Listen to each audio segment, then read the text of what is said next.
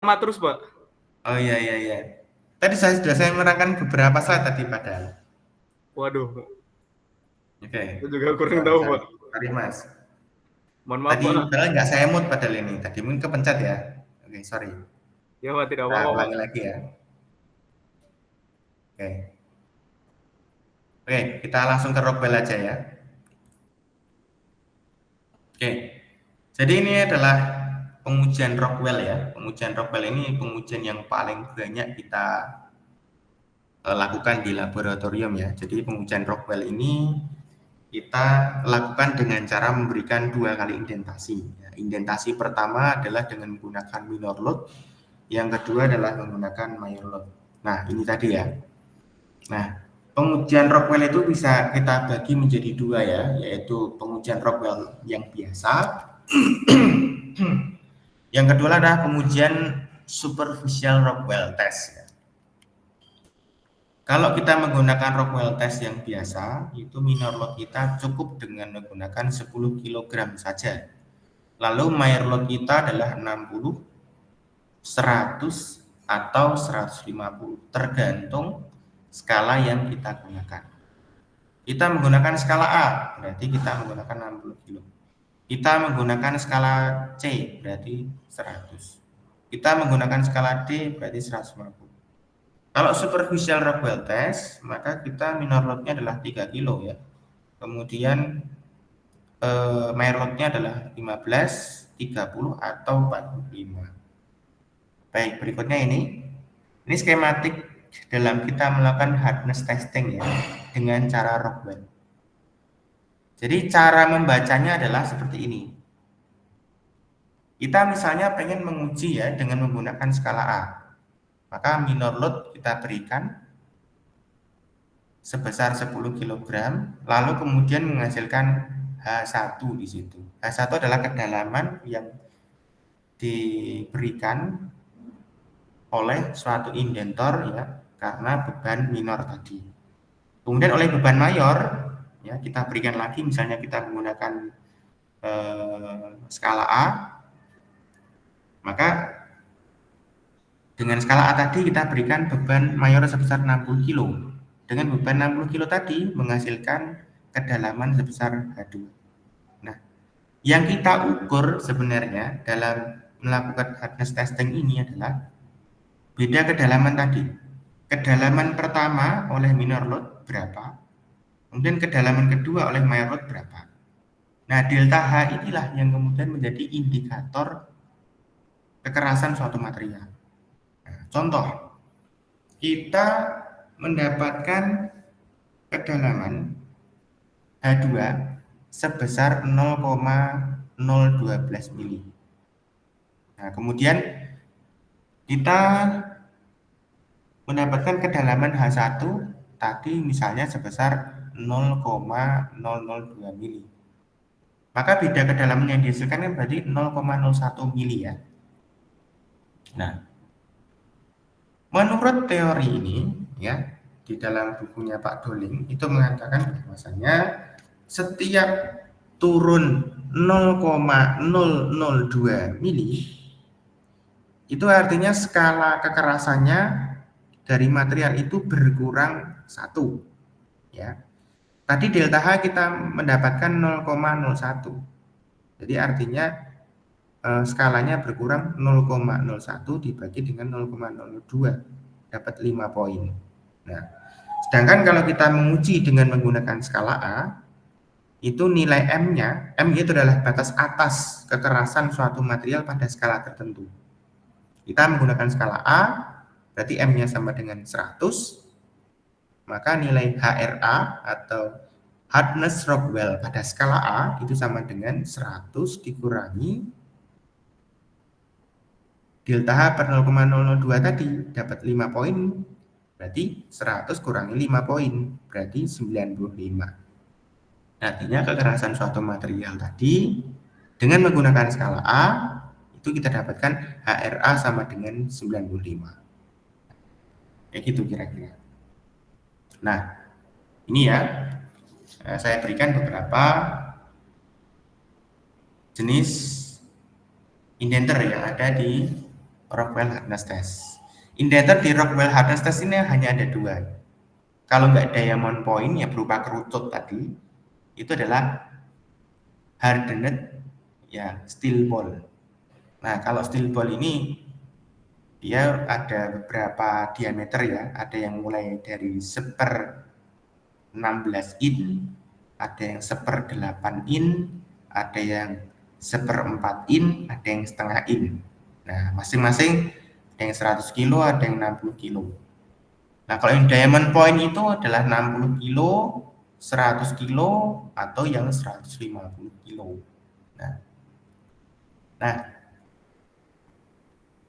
sebenarnya penggunaan indenter ini disesuaikan ya dengan skala kekerasan yang mau kita pakai. Nah, skala kekerasan tadi itu disesuaikan dengan spesimennya. Contoh, spesimen kita berupa sheet metal. Nah, kalau sheet metal berarti kita menggunakan skala D. Kalau skala D berarti indenter yang kita gunakan adalah diamond point gitu ya, dengan beban 100 kilo. Nah, kemudian untuk tools material ya, kita menggunakan HRA ya. Berarti Rockwell dengan skala A dengan beban 60 kilo dengan indenter berupa diamond point. Lalu misalnya kita menguji steel ya, alloy steel atau titanium alloy, maka kita menggunakan HRC ya, skalanya adalah C. Ya, berarti menggunakan indenter diamond point gitu ya. Kemudian kalau kita menguji material yang soft gitu ya, kita bisa menggunakan E, M atau R gitu ya, dengan indentor yang lebih besar ukurannya, tapi bebannya cukup kecil ya, ada yang 60, ada yang 100 gitu ya. Jadi sebenarnya simbol utama dari Rockwell hardness test ini adalah HR. X di belakang itu tergantung skala yang kita gunakan. Makanya kalau misalnya kita membaca ya, ada suatu kekerasan material, ada HRA, HRC, HRD, HRB, itu sebenarnya yang di belakang R itu adalah skala yang digunakan pada saat pengujian Rockwell. HRB berarti hardness Rockwell dari skala B. HRE hardness Rockwell dengan skala E. HRA hardness Rockwell dengan skala A. Seperti itu kira-kira.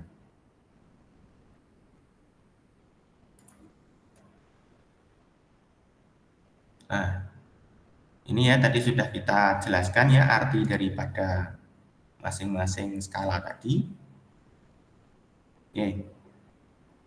Nah, ini ada beberapa note ya, note pada saat kita melakukan uji kekerasan menggunakan Rockwell hardness test ya.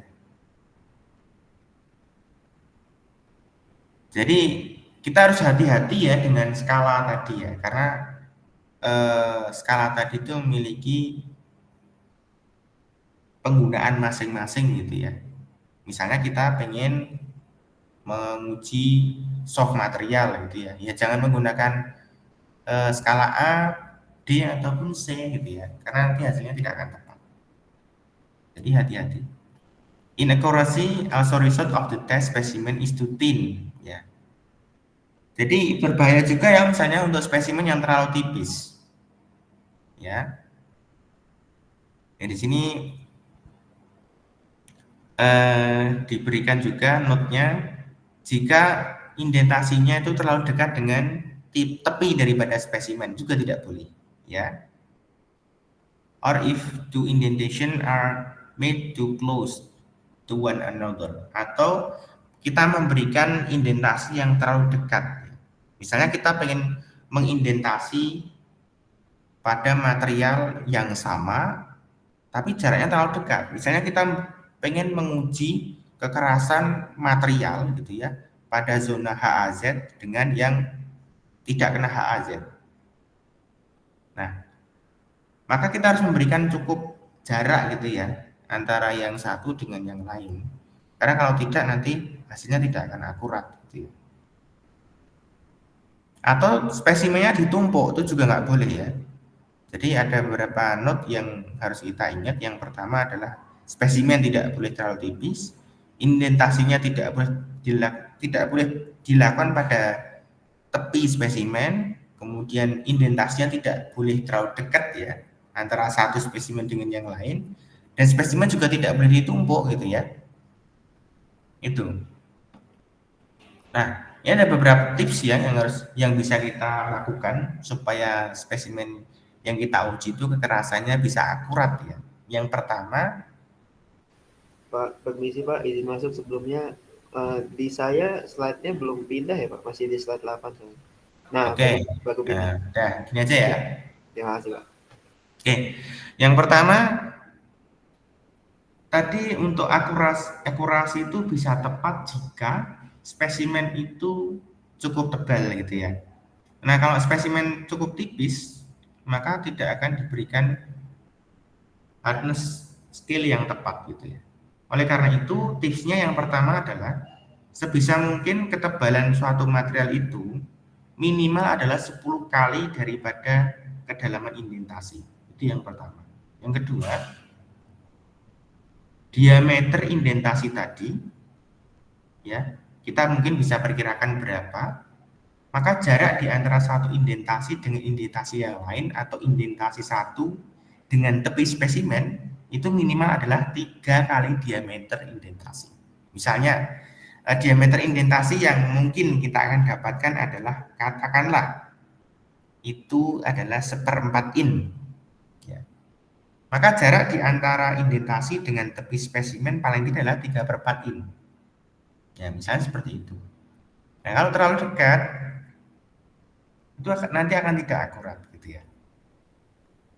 Atau tadi spesimen yang terlalu tipis ya, itu tidak akan akurat juga. Baik, berikutnya kita akan membahas mengenai Brittle hardness ya. Sebenarnya mirip-mirip ya dengan Rockwell tadi ya. Brittle dengan Rockwell itu ya mirip lah ya. Nah, bedanya di mana? Coba kita lihat ya. Jadi yang pertama untuk indenternya itu juga menggunakan hardened steel tadi ya, atau bola baja ya. Tapi bedanya itu di mana? Di bebannya. Nah, ternyata bebannya untuk yang Brittle itu lebih gede ya. Tadi untuk yang Rockwell tadi kan hanya 60, 100, 150 gitu ya. Nah, kalau di sini di Brittle itu di antara 500 kilo sampai dengan 3000 kilo atau 3 ton gitu ya. Dengan increment sebesar 500 kilo. Gitu. Ya. Kalau tadi Rockwell hardness test itu dilambangkan dengan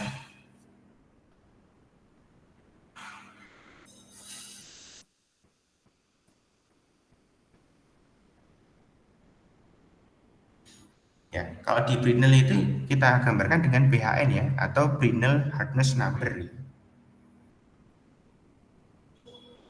Kalau di Rockwell tadi adalah HRX gitu ya, HR hardness Rockwell X tergantung skalanya. Kalau di sini Brittle kita menggunakan BHN atau Brittle hardness number.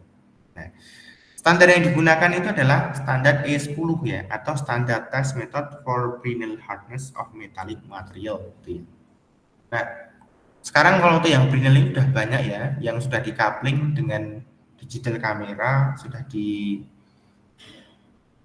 juga dengan komputer ya, sehingga ukuran daripada indentasi tadi sudah secara otomatis dideteksi oleh digital kamera tadi, langsung kemudian dikalkulasi dengan menggunakan komputer, lalu kemudian didapatkan nih Brittle hardness number-nya berapa ya.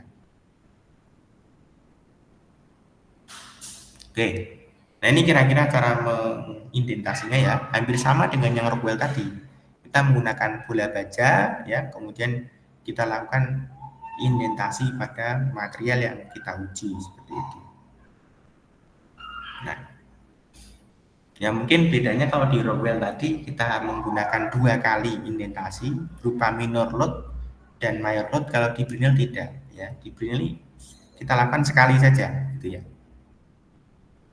Nah, tapi beban tadi ya itu di maintain ya, atau dijaga ya konstan selama 10 sampai dengan 30 second gitu ya. Kalau di Rockwell mungkin hanya sebentar saja ya. Nah, Nah, kalau di Brinell ini cukup lama ya, 10 second sampai dengan 30 second. Oke. Nah, ini ada beberapa bagian ya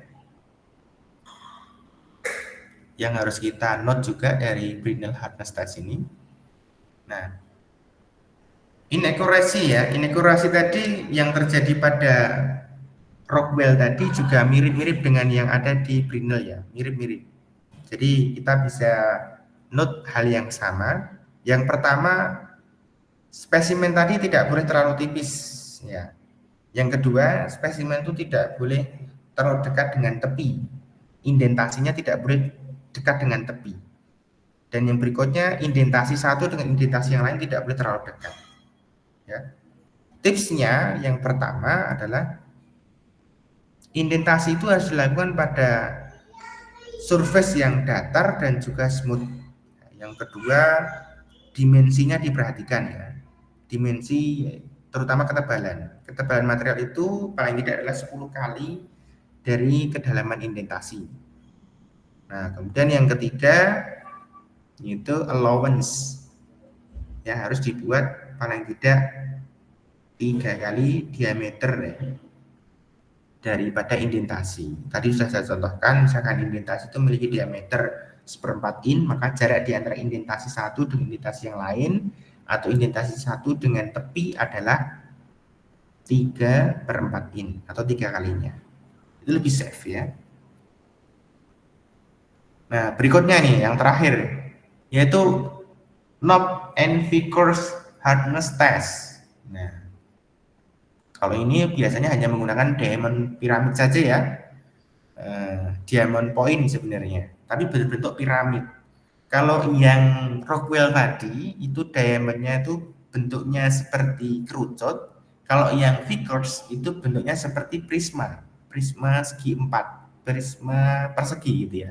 Kalau knob prisma persegi panjang, ya, bedanya di situ. Tapi sama-sama diamond piramid ya. Nah, kita mengenal juga knob or figures hardness test ini dengan micro indentation testing ya. Karena indentasinya itu menggunakan beban yang kecil ya, hanya berapa gram saja, dan indentasi yang dihasilkan juga sangat kecil gitu ya. Tapi untuk kekerasannya juga alhamdulillah ini cukup akurat ya, karena banyak paper-paper internasional itu yang merefer pada figures atau knob ini gitu. Untuk baja biasanya menggunakan figures. Ya. Baja yang ulet terutama ya. Nah, untuk material-material yang brittle kita banyak menggunakan knob ya. Nah, ini knob biasa digunakan untuk menguji material yang brittle ya, seperti seramik gitu ya.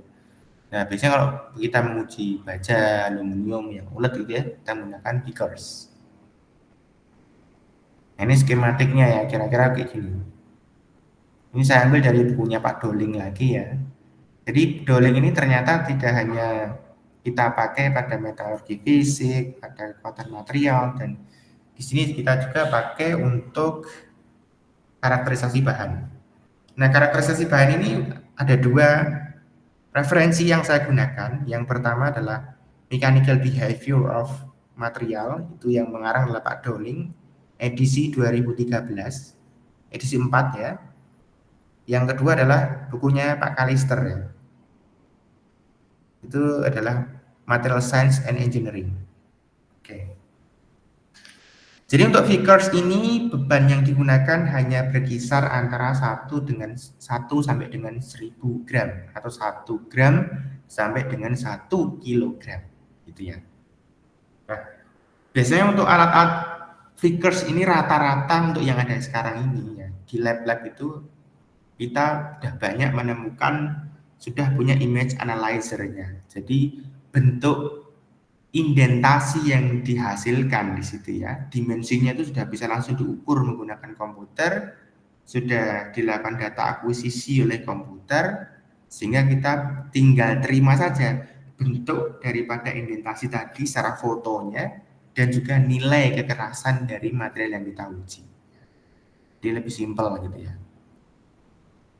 Nah, ini beberapa hardness number ya, hardness number figures ya, yang kita dapatkan ya dari buku dari bukunya Pak Doling. Contohnya untuk material seperti silikon karbida, alumina, di sini sudah ada nilai kerasannya ya, 1750 untuk alumina.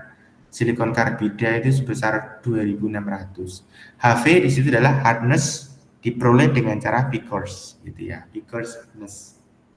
Kalau Hb berarti hardness HR itu dari Rockwell gitu ya. Nah, ini standar yang kita gunakan untuk Vickers ya, dan juga knob. Ada standar ASME, STM, standar E92, itu standard test method for Vickers hardness of metallic material. Nah, kemudian ada juga E384, itu untuk micro hardness of material ya. Nah, jadi notasinya itu jangan sampai bingung ya, ada KHN, ada VHN. Kalau VHN itu adalah Vickers hardness number.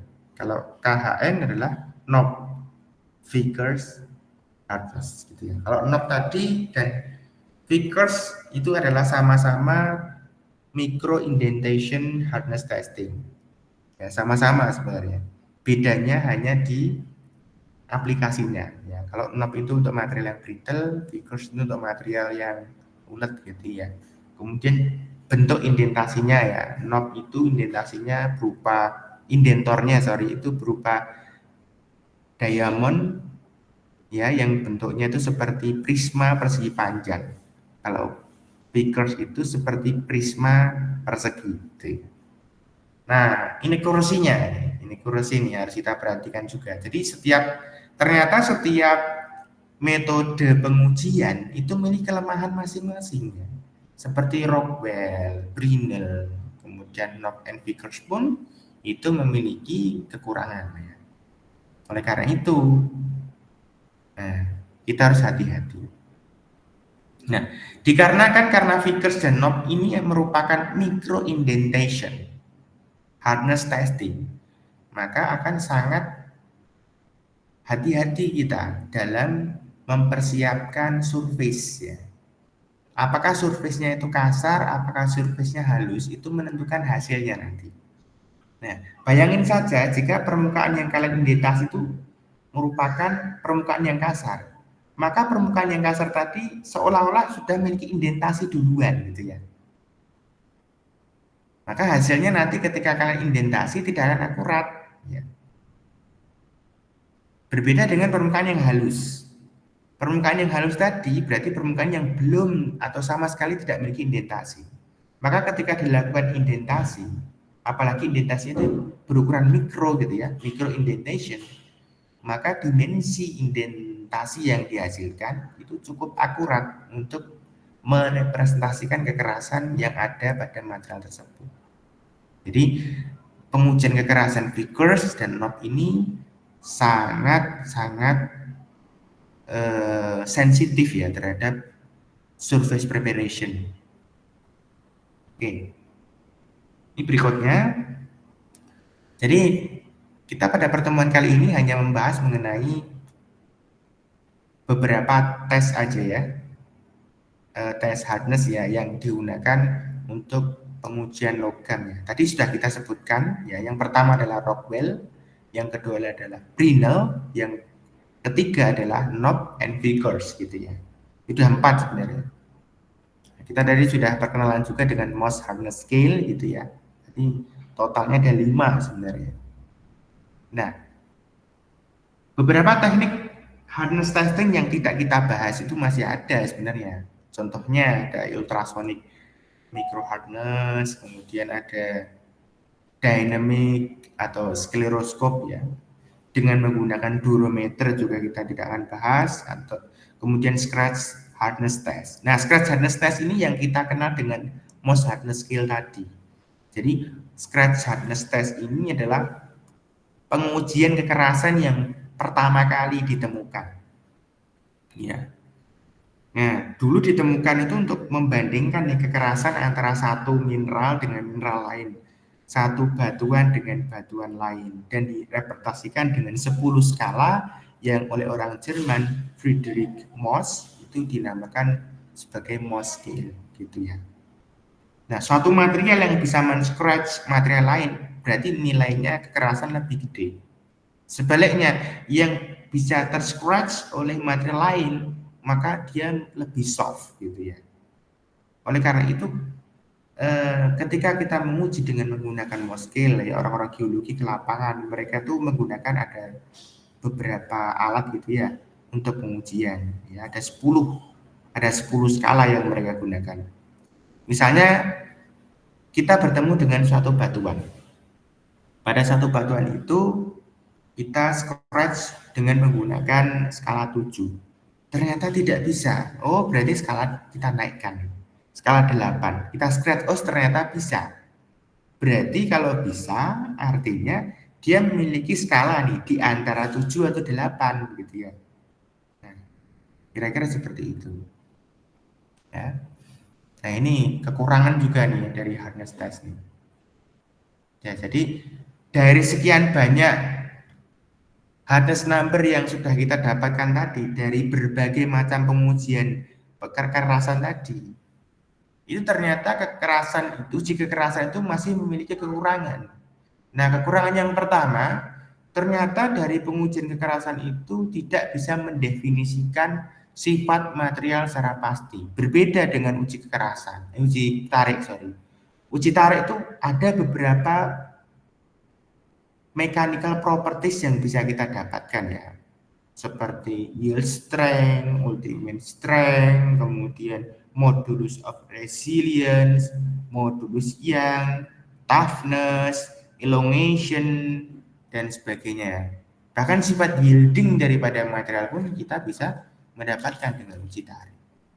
Nah, tapi berbeda ya dengan uji kekerasan ini gitu ya. Bahkan uji kekerasan ini pun jika kita relate-kan ya dengan uji tarik gitu ya, ternyata tidak selalu linier atau tidak selalu sama konstantanya gitu ya. Material cast iron dengan steel memiliki hubungan yang berbeda gitu ya. Antara hardness test dengan tensile test berbeda gitu ya. Nah, kemudian yang kedua adalah experimental dissimilarity among the various technique. Inilah yang menjadi suatu problem juga ya, karena masing-masing hardness test teknik itu memiliki keunggulan dan kekurangan masing-masing gitu ya. Rockwell dia memiliki indentasi berupa bola baja dan diamond point gitu ya. Brinell itu menggunakan bola baja. Kemudian Vickers itu menggunakan diamond piramid gitu ya. Nah, bebannya pun berbeda-beda. Cara menahan beban pun ya juga berbeda-beda. Cara melakukan pembebanannya pun juga berbeda-beda. Sehingga ya jangankan antara hardness test dengan tensile test gitu ya, antara hardness test satu dengan yang lain aja merilkan itu agak sulit gitu ya. Karena itu yang menjadi masalah ya. Kekurangannya itu di situ. Nah, yang ketiga, no rigid comprehensive conversion scheme among other mechanical testing method gitu ya. Ya betul. Ini tadi sudah saya berikan ya contohnya. Kita mungkin bisa merelatekan ya antara hasil daripada uji kekerasan dengan uji tarik daripada steel. Ya. Tapi faktornya berbeda. Faktor koreksinya berbeda ya. Atau hubungannya berbeda antara hardness test aluminium alloy misalnya dengan tensile test aluminium alloy gitu ya. Itu berbeda. Nanti kita akan bahas di bawahnya lagi. Nah, ini kalau kita mengkomparasi ya di antara beberapa teknik yang sudah kita bahas ya. Ini sumbernya dari buku Kalister ya. Material Science and Engineering. Nah, ini bedanya ya. Kita melihat di situ Brinell itu menggunakan bola baja ya atau tungsten carbide juga bisa. Kemudian Vickers dan Knopp itu menggunakan diamond pyramid. Rockwell menggunakan diamond point atau bola baja ya, dua-duanya itu bisa digunakan ya. Bentuk indentasinya juga kita lihat di situ. Brinell adalah lingkaran karena menggunakan bola baja. Vickers itu menggunakan diamond piramid berbentuk persegi. knob micro hardness itu menggunakan persegi panjang ya, atau di situ seperti bilah ketupat gitu ya.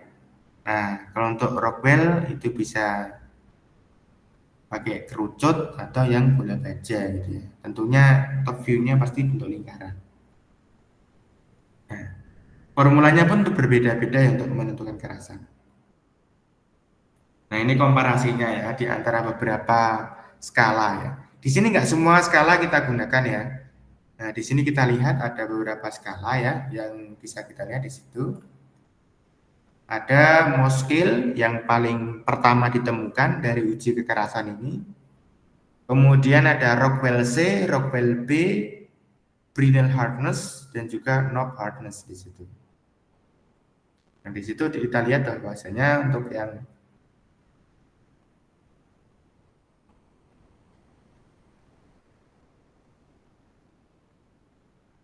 Rockwell C itu memiliki skala dari 0 sampai 80 misalnya ya. Sebenarnya Rockwell C itu sampai 100 ya. Rockwell B itu sampai 130. Kemudian Brinell hardness itu sampai 10.000 ya. Knob hardness itu sampai dengan 1.000. Mohs hardness scale itu dari 1 sampai dengan 10. Nah, ini bisa kita artikan ya, misalnya jika kita menilai suatu material ya menggunakan Rockwell B. Rockwell B misalnya dengan skala 100 ya. Maka mungkin dengan Rockwell C kita hanya bisa mendapatkan angka 22 misalnya kayak gitu. Kalau menggunakan Brinell hanya mungkin mendapatkan 175 misalnya. Nah, ini. Nah, secara lengkapnya kita bisa membaca buku ASTM Standard E140 ya mengenai Standard Hardness Conversion Table for Metal. Di situ lengkap ya. Bagaimana hubungan antara uji kekerasan satu material dengan material yang lain atau pada material tertentu pada skala yang berbeda-beda. Itu pada buku itu ada. Buku ASTM tadi. Nah, ini contoh hubungan ya, korelasi antara hardness test ya dengan tensile strength dari suatu material. Contoh, ini di buku Kalister ini terdapat plotting ya yang menghubungkan antara nilai Brinell hardness number dari material steel, brass ya dengan cast iron, nodular cast iron. Nah, terhadap tensile strength-nya gitu ya. Nah, ternyata hubungannya adalah tensile strength dari suatu material itu sama dengan 3,45 kali hardness dengan cara Brinell gitu ya. Nah, itu kalau kita menggunakan skala MPa gitu ya. Kalau menggunakan PSI itu adalah 500 kalinya Brinell hardness number gitu ya. Nah, ingat ya, untuk masing-masing material itu memiliki hubungan yang berbeda-beda. Mungkin nilainya adalah 3,45 kali ya, itu untuk steel misalnya. Tapi kalau untuk material yang lain itu berbeda-beda. Kenapa berbeda-beda? Kita bisa melihat di sini ya, bahwa di antara brass, cast iron dan steel bentuk grafiknya aja berbeda, gradiennya berbeda gitu ya. Karena gradiennya berbeda, otomatis faktor koreksinya pun berbeda gitu ya. Faktor korelasinya pun berbeda. Kalau di sini faktor korelasi yang menghubungkan antara Brinell hardness number dengan tensile strength itu adalah 3,45 untuk steel gitu. Nah, ini beberapa contoh yang lain ya. Di sini untuk pengujiannya adalah Brinell dan Vickers terhadap ultimate strength gitu ya. Ini untuk carbon dan alloy steel. Nah, ini contohnya ya, ini ya, korelasi between hardness and tensile strength ya. Contoh, ini suatu material yang memiliki Brinell hardness number misalnya 241. Nah, kemudian ultimate tensile strength-nya adalah 800. Apakah sama dengan ini 3,45 kali HB tadi? Oh, ternyata mirip ya. Berarti hubungan ini itu tepat gitu ya yang ada di buku Kalister ini. Nah, ini contohnya, ini contoh dari pengujian ya, identitasnya kayak gitu. Nah, Ini adalah bentuk daripada indentasi Brinell dan Rockwell ya. On the left adalah hot roll IC 1020 steel. The larger Brinell indentation has a diameter 5.4 mm, giving hardness Brinell sama dengan 121. And the smaller Rockwell B indentation give HRB equals to 72. Nah, di sini kita bisa melihat ada dua jenis indentasi yang berbeda. Ada dua jenis ukuran indentasi yang berbeda. Nah, kalau misalnya saya tanyakan, suruh untuk menganalisis hal ini, kenapa indentasi daripada Brinell itu lebih besar misalnya daripada Rockwell? Nah, karena pembebanannya berbeda. Tadi sudah kita sebutkan ya, untuk Brinell tadi pembebanannya itu antara 500 kilo sampai dengan 3 ton dan memiliki increment. Increment itu artinya kenaikan secara berkala gitu ya. Misalnya kita menguji dengan menggunakan Brinell, maka kita naikkan secara berkala. Misalnya dari 500 kita naikkan jadi 1000, kita naikkan jadi 1500. Jadi kelipatan bebannya itu adalah 500 kilo. Nah, sedangkan untuk Rockwell sendiri itu pembebanannya hanya 60, 100, paling gede itu 150 ya, tergantung skala yang kita gunakan. A, C ataukah D. Kalau A adalah 60, B C 100, D 150 gitu ya. Ya, jadi sangat jauh ya. Untuk Rockwell paling berat itu 150, sedangkan Brinell paling berat itu 3 ton, jadi 20 kali lipat. Karena beban Brinell itu lebih besar, maka indentasi yang dihasilkan pun jauh lebih besar daripada indentasi yang dihasilkan oleh Rockwell gitu ya. Nah, kira-kira seperti itu. Dan masing-masing cara pengujian itu memiliki karakterisasi masing-masing, memiliki skala masing-masing. Ya, kira-kira seperti itu. Nah, ini foto ini didapatkan oleh R.A. Simon ya. Dia adalah salah satu kontributor pada bukunya Pak Doling ini 2013. Oke. Saya akan mengulangi sedikit dari awal karena tadi sempat mute tadi ya. Saya ulangi sekali lagi ya, bahwasanya hardness testing ini adalah suatu metode yang kita gunakan untuk mendapatkan ya suatu nilai ya yang berkaitan dengan kerentanan ya suatu material mengalami plastic deformation. Ya, kalau plastic deformation itu kita gambarkan dari uji tarik kemarin adalah suatu kondisi di mana suatu material ketika mengalami pembebanan kemudian berubah bentuk, maka ketika beban itu kita lepaskan, perubahan bentuk tadi tidak akan berubah menjadi bentuk semula sebelum dikenai pembebanan. Ya gitu kira-kira. Itu yang disebut sebagai plastic deformation. Nah, biasanya hardness test ini ya kita peroleh dengan cara melakukan indentasi. Ya, kalau dalam mechanical testing biasanya seperti itu. Dan ternyata tidak hanya indentasi, ada banyak cara menguji kekerasan. Kalau dalam ilmu mineral itu kita tidak melakukan indentasi, melainkan dengan scratching. Ya, kita berikan goresan. Mana batuan yang lebih susah digores itu berarti lebih keras, yang lebih mudah digores itu berarti lebih soft gitu ya. Kalau dalam ilmu logam kita biasanya melakukan indentasi.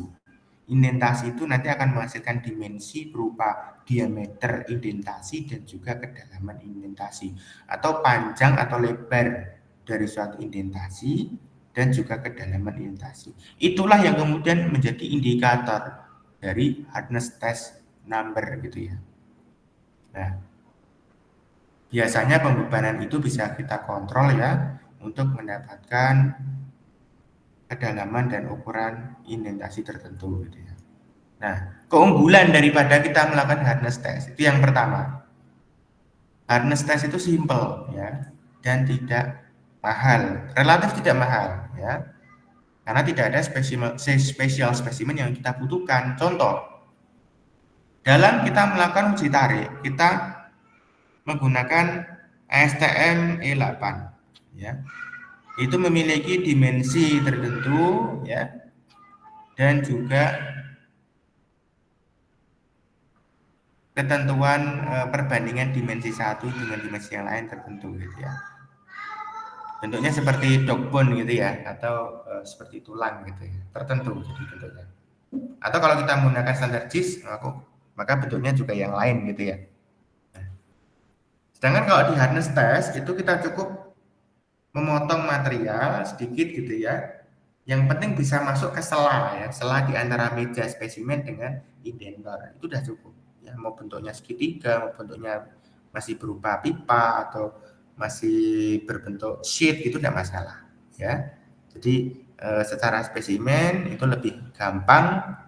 Kita tidak perlu manufaktur tertentu, bentuk tertentu yang sulit terhadap standar tertentu, misalnya kita melihat pada standar tertentu tidak ya. Jadi specimen preparation ini gampang gitu ya. Yang kedua, keunggulannya adalah metode tes ini tuh tidak merusak ya. Karena sebenarnya pengujian kekerasan itu tidak hanya bisa dilakukan di lab, tapi di luar lab pun bisa, di lapangan pun bisa. Dengan menggunakan metode portable hardness testing gitu ya, atau kita sebut kalau di lapangan itu namanya PMI, Positive Material Identification. Kita mengidentifikasi dengan metode portable gitu ya, dengan alat-alat portable kita bawa ke lapangan, kita ingin mengetahui hardness test number gitu ya dari suatu material ya. Jadi itu, dan dinamakan sebagai non destruktif itu karena memang secara indentasi ya, itu kan kita bisa melihat kalau indentasi dari uji kekerasan itu relatif kecil ya dibandingkan dengan dimensi dari suatu material gitu ya. Karena memang secara ketentuan ya, kalau kita lihat dari segi ketebalan ya, ketebalan dari suatu material itu paling tidak ukurannya adalah 10 kali dari kedalaman indentasi yang nanti akan kita dapatkan. Misalnya kita mengindentasi dengan kedalaman 1 mili, maka ketebalan dari suatu material itu paling tidak adalah 10 mili. Ya. Kalau kita mengindentasi 1 mili berarti ketebalannya kan masih 9 mili. Nah, 9 mili dibandingkan 10 mili itu kita tidak bisa mengejudge bahwa suatu material itu rusak. Jadi tidak ya. Jadi karena tidak merusak material, maka tergolong ke dalam non-destructive testing. Gitu ya. Kemudian keunggulan yang ketiga, mechanical properties ya, seperti yield strength gitu ya, itu bisa kita dapatkan nih dari uji kekerasan ya, walaupun secara korelasi itu tidak semua material bisa kita korelasikan. Dan setiap material pun itu memiliki korelasi yang berbeda-beda. Misalnya seperti Brinell ke Brinell hardness number ya ke tensile strength itu memiliki correlation factor 3,45 kali gitu ya. Misalnya hardness test number-nya dari Brinell itu adalah 100 katakanlah. Maka dengan correlation number 3,45 maka tensile strength daripada material yang kita uji dengan menggunakan Brinell dengan nilai 100 tadi, kita bisa peroleh bahwasanya tensile strength-nya adalah 3,4 kalinya kali 100, berarti 345 MPa. Nah, katakanlah seperti itu. Nah, ini tadi kita sudah menerangkan juga mengenai Mohs scale ini. Jadi sebelum orang menemukan banyak metode uji kekerasan tadi yang mulai ada Rockwell, Brinell, Knopp and Vickers, ternyata dulu pertama kali kekerasan itu digunakan untuk menguji kekerasan batuan. Ya, yang menemukan adalah seorang mineralogis dari Jerman namanya Friedrich Mohs ini. Dia menggolongkan kekerasan batuan itu mulai dari skala 1 sampai dengan 100. 1 itu dari talk itu ya, kayak bedak gitu ya, talk tuh. Nah, kemudian yang paling keras itu adalah diamond ya, atau ini apa, kayak permata ya, diamond ya. Oke, kira-kira seperti itu kuliah kita. Nanti untuk keterangan-keterangannya ini dibaca sendiri ya. Saya sudah berikan materi ini pada Mas Rafiki Nanti silakan untuk Mas Rafiki diberikan kepada teman-temannya ya Mas Rafiki ya. Sudah saya kirim Pak ke grup angkatan Pak. Oke, ya ini saya harapkan untuk angkatan 2021 karena sudah praktikum. Nah, untuk karakteristik daripada masing-masing pengujian hardness test ini kalian bisa tangkap tadi ya maksud dari apa yang saya sampaikan, mulai dari proses pengujiannya seperti apa, skematik cara mendapatkan kekerasannya seperti apa, kemudian skala dari masing-masing tadi seperti apa, terutama yang di Rockwell itu kan skalanya berbeda-beda, itu kalian bisa memperoleh pengetahuan dari situ tadi. Kemudian korelasi antara hardness test number ya dengan tensile strength tadi. Ya, saya kira itu. Ada yang mau didiskusikan, silahkan.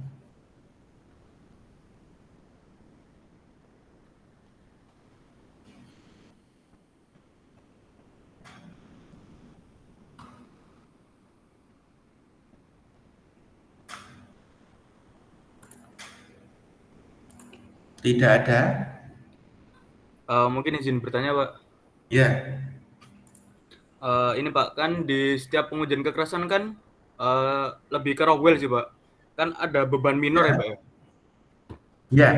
Nah, kan ini saya baca di PPT beban minor ini kebanyakan digunakan untuk memastikan posisinya sama untuk menembus permukaan-permukaan dari partikel-partikel lain ya Pak ya.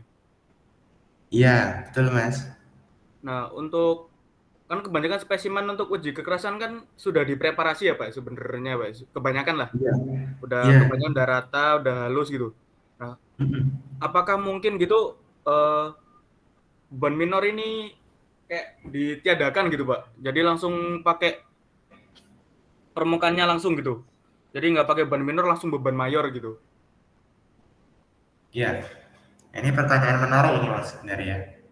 Ya, jadi untuk pengujian kekerasan ini, mari kita lihat lagi di slide tadi ya. Oke, sebentar, saya share dulu di skematiknya. Nah, kalau kita lihat dari skematik di sini, itu sebenarnya yang kita ukur itu adalah beda daripada kedalaman ya. Ya. Jadi pada prinsipnya kita tidak menggunakan minor load itu tidak masalah sebenarnya. Jadi kita langsung menggunakan minor load itu tidak masalah. Berarti yang kita ukur di situ delta H-nya adalah langsung H2-nya, kan begitu ya. Nah, tadi juga kita sudah membahas mengenai inequality pada beberapa hardness test ya. Jadi akurasi dari suatu pengujian kekerasan itu bisa berkurang jika suatu material itu misalnya tidak halus atau memiliki permukaan yang tidak rata gitu ya. Karena permukaan yang tidak rata itu bisa seolah-olah memberikan indentasi awal gitu ya. Jadi kalau kita mengukur kedalaman indentasi mungkin tidak akan akurat gitu ya. Mungkin indentasi awal yang tadi dihasilkan dari permukaan yang tidak rata tadi itu sudah terukur gitu ya. Nanti oleh alat sehingga kekerasan yang kita dapatkan tidak akan akurat. Oleh karena itu sebisa mungkin ketika kita menguji uji kekerasan itu permukaannya sehalus mungkin. Nah, karena tadi betul kata Mas Rafiki tadi ya, karena tadi kita sudah bahas inkurasi itu didapatkan, inkurasi itu bisa terjadi pada saat kita menguji material yang tidak halus, maka ketika sudah halus, maka minor load tadi bisa kita hilangkan, langsung kita menggunakan mayor load. Nah, kira-kira seperti itu Mas. Ini berkaitan dengan inakurasi tadi ya. Oke, sip. Pertanyaan yang bagus ini Mas. Saya kira ya, kita jadi pada intinya kita bisa menghilangkan minor load jika permukaannya sudah halus. Kira-kira seperti itu. Ya, ada lagi?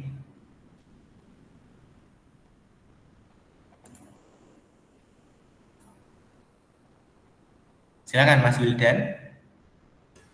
Permisi Pak Iksan, izin bertanya. Oke. Untuk yang sifat kekerasan pada suatu material ini apakah ada kaitannya sama kayak struktur mikro dari materialnya tersebut Pak? Kan kalau di kemarin uji tarik itu dia kekuatan material itu erat kaitannya gitu sama struktur mikro atau fasa-fasa yang terdapat pada material gitu Pak. Nah untuk uji kekerasan itu apakah ada kayak korelasinya gitu Pak? Kalau misalkan material yang tingkat kekerasannya tinggi berarti nanti struktur mikronya itu bisa kita prediksi gitu Pak.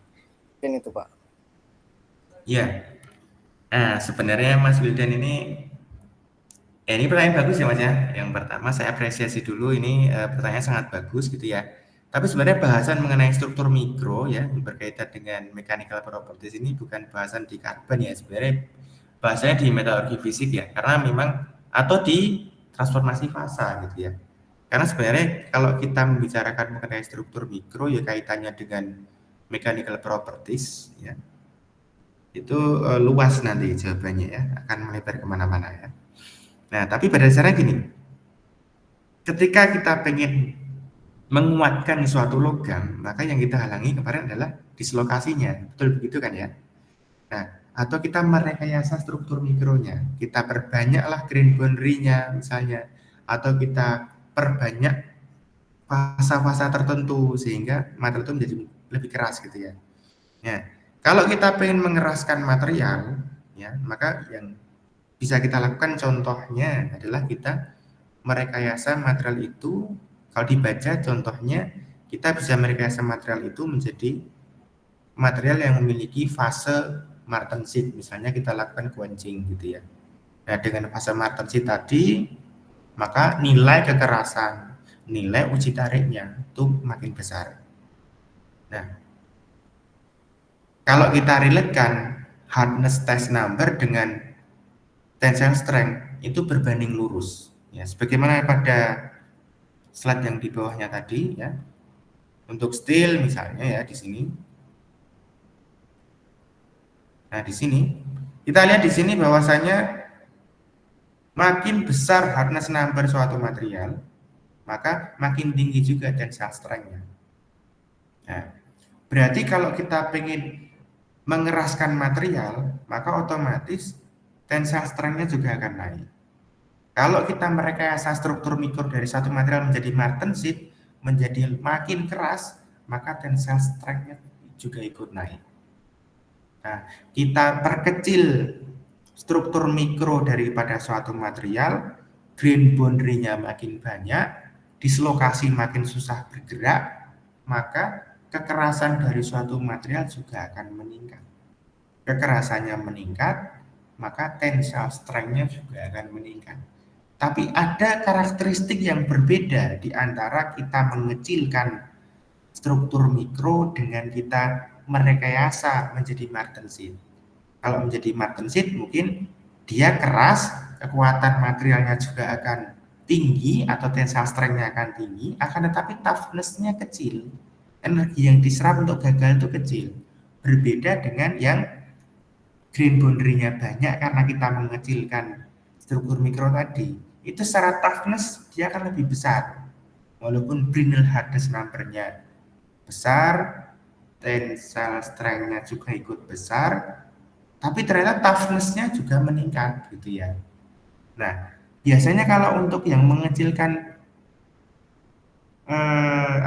mengecilkan grain tadi dan memperbanyak struktur mikro tadi itu biasa dilakukan oleh orang Jepang ya. Terutama digunakan pada permukaan gear.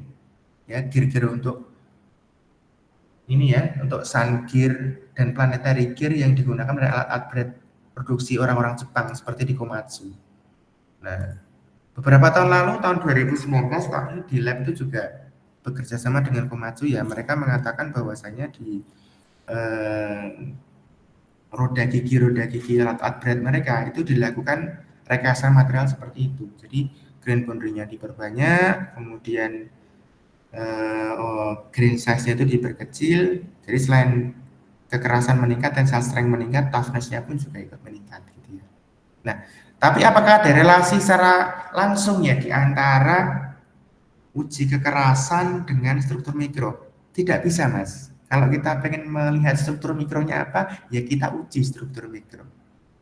Nah, makanya di karbon ini ada praktikum tersendiri, ada praktikum mengenai uji tarik, ada uji kekerasan, ada struktur mikro, itu Mas Wildan. Nah, makanya ketika TA ya, saya sering bilang kepada mahasiswa, dan sekarang juga mahasiswa saya berikan tantangan seperti itu. Kalau kamu ingin membandingkan di antara sifat material, apa pengaruh kita melakukan heat treatment ya terhadap kekerasan suatu material, maka kita jangan cuma melihat angka kekerasannya saja, tapi lihatlah dari segi struktur mikronya juga kita uji. Karena dengan kita melihat struktur mikro, kita akan memberikan analisis yang lebih komprehensif. Oh, ternyata dari segi struktur mikro, ternyata di sini ada fase yang dominan, ada grain size yang kecil, ada yang grain size yang besar di sini. Bagaimana persebaran karbonnya seperti itu. Lalu kemudian dari situ kita bisa memberikan hipotesis. Oh, ternyata dari struktur mikro seperti ini biasanya kekerasannya akan meningkat misalnya. Kemudian tes hasilnya akan meningkat. Kemudian kita validasi dengan menggunakan pengujian tadi. Pengujian kekerasan juga kita lakukan, pengujian tarik juga kita lakukan untuk memvalidasi dari pengamatan struktur mikro kita. Kira-kira begitu Mas Wildan. Ya. Baik Pak, terima kasih Pak. Ya. Ada lagi yang mau bertanya, silakan.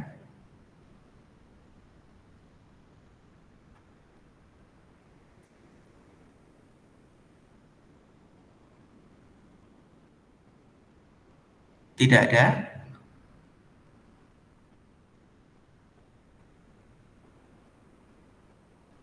Baik, kalau tidak ada, silakan ini dipelajari ya, poin-poin penting daripada kuliah kita kali ini.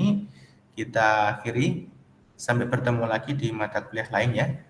Assalamualaikum warahmatullahi wabarakatuh. Waalaikumsalam.